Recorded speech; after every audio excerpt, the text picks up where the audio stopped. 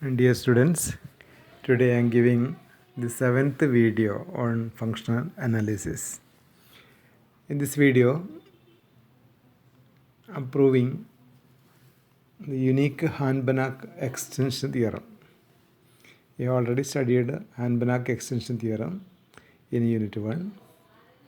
Here, in this section, we are discussing the unique Hahn-Banach extension theorem.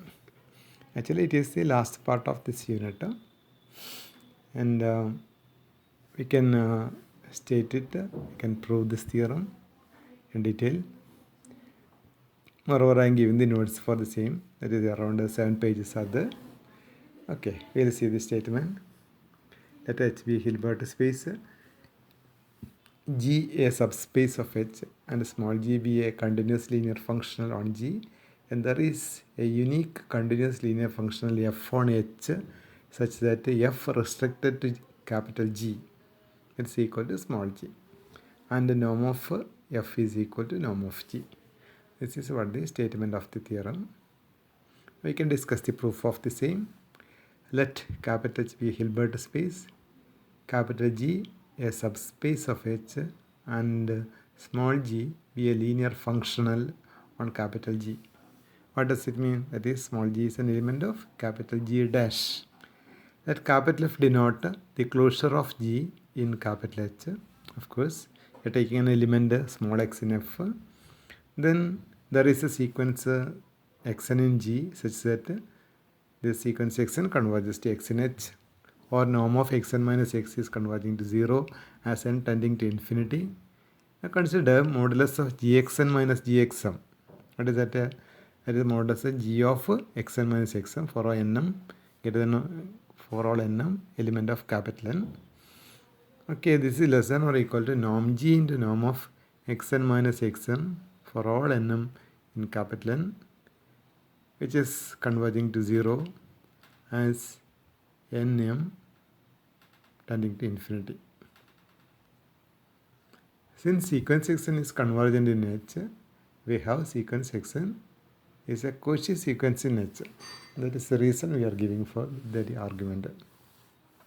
Of course, we get the g of xn, that is sequence g of xn is a Cauchy sequence of scalars in capital K. Let gx converges to small k in K because K is complete. Assume that there is a sequence of yn in G, capital G, such that sequence yn converges to x in H. That is norm of yn minus x converging to 0 as n tends to infinity. We could take the difference. Consider norm of gxn minus gxn minus g of yn is equal to g of xn minus yn for all n in n, less than or equal to norm g into norm of xn minus yn, which is less than or equal to norm g into this norm of xn minus yn can be written as norm of xn minus x plus norm of x minus yn. That is, we are introducing this term small x. Of course, we are getting less than or equal to outside, which is tending to 0 as n tends to infinity. This implies gyn converges to small k in capital K as n tends to infinity. Now you are defining g hat from capital F to K by g hat of x equal to small k for all x in F, where k is the limit gxn as n is tending to infinity. Where sequence xn is a sequence in G such that xn converges to x in H, such a k is unique, of course. Clearly, g hat restricted to capital G is G. This proof is given in brackets. How? Since if x is an element of G, take xn equal to x for all n in n, then sequence xn is a sequence in G such that sequence xn converges to x.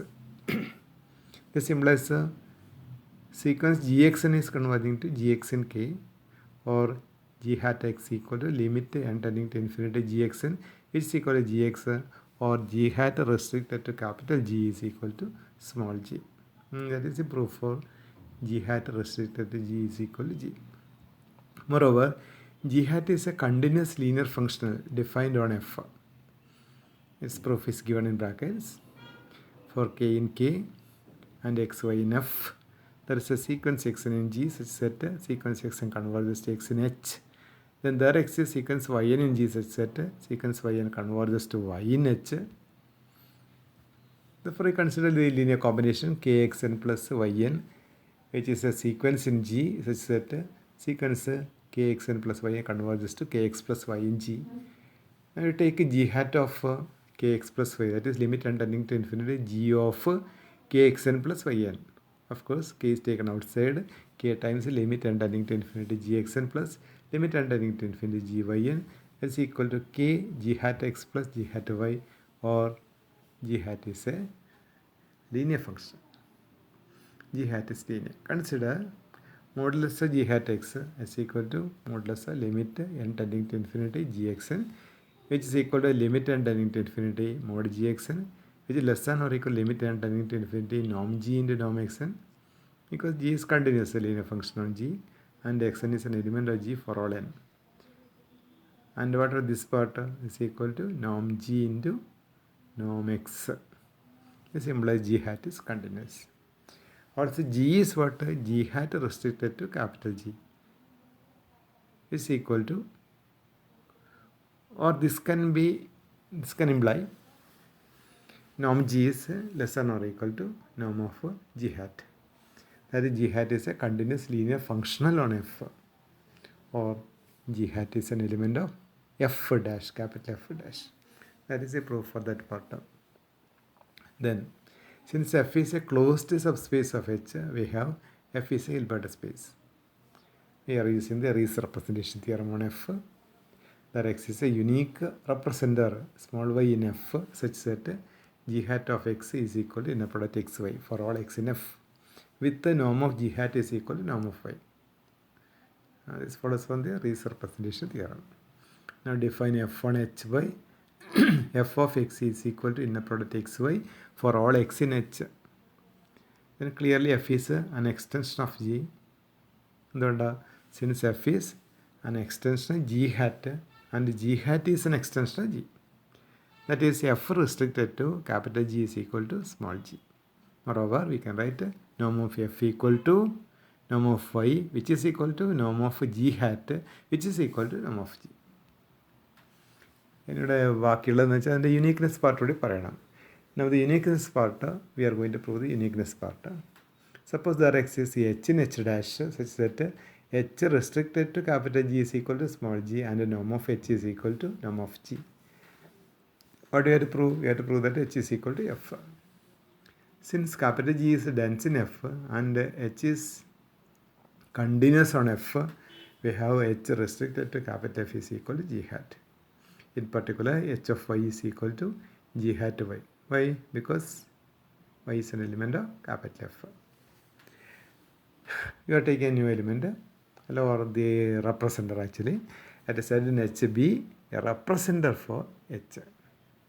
Then norm Z is equal to norm H is equal to norm G is equal to norm F is equal to norm Y. We prove that Y equal to Z. Consider difference. That is norm of y minus z square you take is equal to inner product y minus z on expansion, inner product y minus inner product yz minus inner product zy plus inner product zz is equal to inner product y minus 2 real inner product yz plus inner product zz is equal to norm y square minus 2 real inner product yz plus norm z square. And actually we know norm y is equal to norm z. So you can write norm y square plus norm z square, that is 2 norm y square minus 2 real times inner product yz. You call it as result 1. Consider inner product yz is equal to hy, because z is the representer for small h in capital H. And that we have hx equal to inner product xz for all x in H. Thus, inner product yz is equal to hy is equal to g hat of y. And we know y is an element of f. H restricted to capital F is equal to g hat. g hat of x is equal to inner product xy for all x in f. Therefore, g hat of y is what? Inner product yy is equal to norm y square. That is result 2.